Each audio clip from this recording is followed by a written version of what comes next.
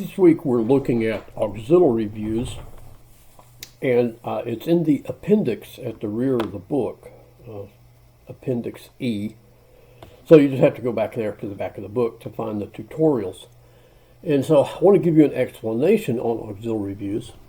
When you have a surface that is at an angle, or it's inclined, so it's pretty much called an obliquing surface or an inclined surface. You can't dimension things that are on that surface from one of your primary views. So here in the front view, anything along the edge, this edge, is true to length. Okay. If you look at the top view, well, this edge is no longer, true to length because it's sloping downward away from you. But things coming across this way is true to length. Okay. In the same way in the side view. So what we have to do is we have to get an auxiliary view looking straight at this surface here, in this manner. And so now everything about this surface plane is true to size and true to shape. So the width is accurate, the length along this edge is accurate, the size of the holes are accurate, and their locations are accurate. But that's the only view in which we can get that. And so what we do is in AutoCAD, let me bring it over.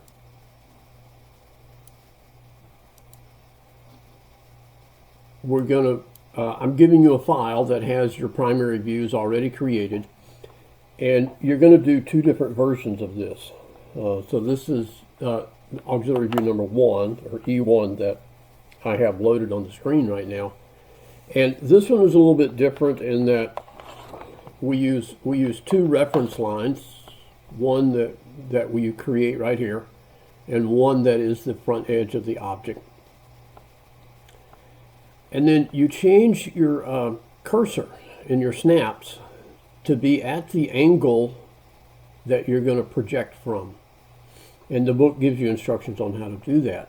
And that enables you so that when you turn on ortho mode, now instead of your ortho being vertical and horizontal, it's parallel and perpendicular to this surface plane right here.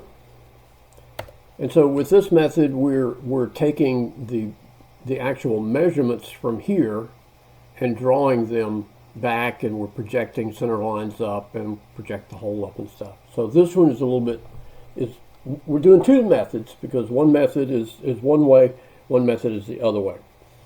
They both give you the same result, it's just how you get there is a little bit different. They're not overly difficult drawings to make. Let's just introduce you to the concept of an auxiliary view. And I'll go ahead and tell you that on your final exam, you will have to draw an auxiliary view on your final. So either one of the two methods will work fine for that. Now, when we do it, often we'll do what's known as a partial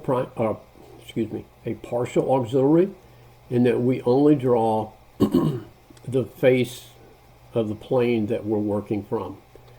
We could have projected this corner up and this corner up to give us, the rest of the object coming down. Looking at it in Inventor, would look like this. This is our auxiliary surface plane that we're concerned with, but this portion here and this little portion here is beyond and is not true to size and shape. So sometimes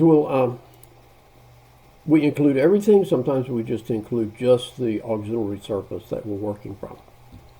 Okay, so that, one other thing, on your center marks, anytime you're dealing with an auxiliary view, your center marks should align with the view.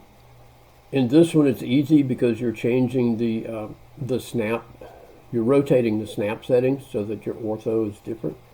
In the second one, you can place the center marks, and then you need to rotate the center marks so that they are aligned with the view instead of being vertical and horizontal.